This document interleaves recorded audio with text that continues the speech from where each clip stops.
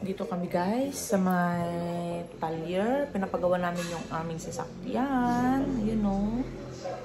So kung bibili kayo ng sasakyan guys, dapat i-check nyo yung EGR kung malinis ba or hindi. Kasi once hindi malinis yung EGR ng Montero guys, mag-iilaw ng orange. Ngayon, yung una naming step na ginawa is nagpa-change oil kami. Tapos, meron pa rin yung orange. Second na tinignan is yung EGR kung malinis or hindi. Hindi malinis guys. So, pinapalitan namin yung EGR. That is cost around 12,000 plus. Tapos, after ng ilang araw, meron ulit guys yung orange na kulay. So, pina-check ulit namin. Ayun. Yung merong hindi nagpa-function. Anong hindi nagpa-function? Part pa rin ng EGR yun ano. Na hindi siya nagkaganon yung spring niya. So, yung function nun is siya yung parang para maprotektahan yung EGR para hindi mabilis madumihan. So, yun yung papalitan nila ngayon. Parang magkukos ulit siya ng parang almost 15, ganun. So, guys, kung i-combine natin lahat yan, mga nasa within 1 month, guys, yung nagastos sa kaka-repair is 30,000. Yun na yun nagastos natin, guys. So, isusap sana namin yung sasakyan na kapag ano na kami ng Explorer. Kaso lang kasi, yung hindi ko nagustuhan sa Explorer, guys. Ay, Expander, sorry. Yung Mitsubishi Expander. Masyadong mababa. Nararamdaman ko yung kalsada. Sobrang hindi siya smooth. Eh, yung Montero, guys, sobrang smooth ng takbo. Ang ganda-ganda. Tapos mataas pa. Kaya hindi ko siya swinap. Ang kagandahan kasi noon, guys, yung Expander is nasa model 2019. So, yun lang yung maganda doon ng 2019. At saka yung aircon. Sobrang lamig ng aircon. Kasi ito, guys, yun, oh.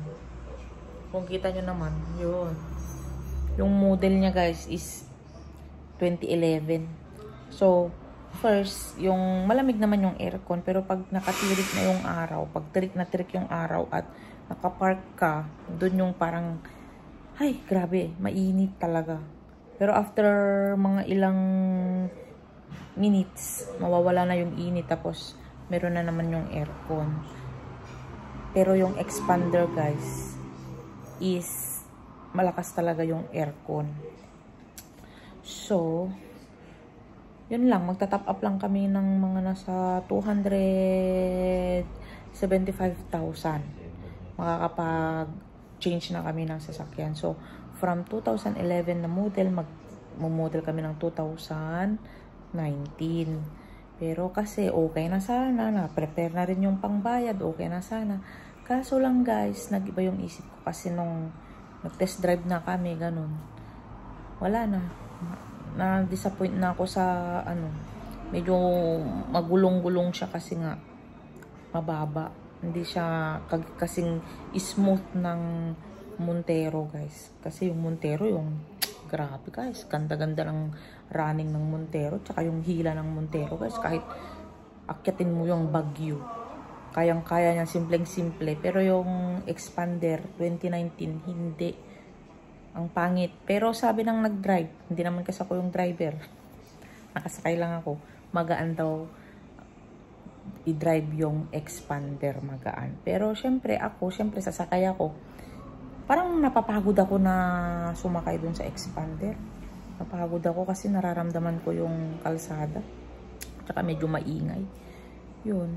So, hindi namin sinap yung sasakyan. So, ngayon, yung gusto namin is ipagawa muna kasi nakapag-order na kami. Ayaw naman namin anuhin kasi nakapag-order na kami ng materyales dito, guys. Para naman wala tayong maagrobyadong mga tao. So, bumalik kami dito, yung in-order namin na materyales, edi pinagawa namin, tapos saka na lang namin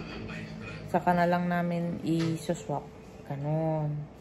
So, ang titignan natin is 2019 and above, pero Montero pa rin.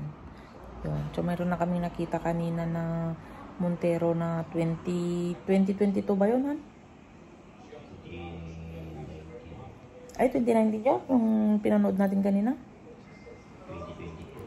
2022. Mura lang. Diyan sa Manila lang kasi kukunin. So, yun. Susop namin sa 2022. Kasi dito sa Ilocos, guys, medyo mahal pa. Yung 2019 nila na Fortuner, grabe. Magkano yung Fortuner nila, ha? Mas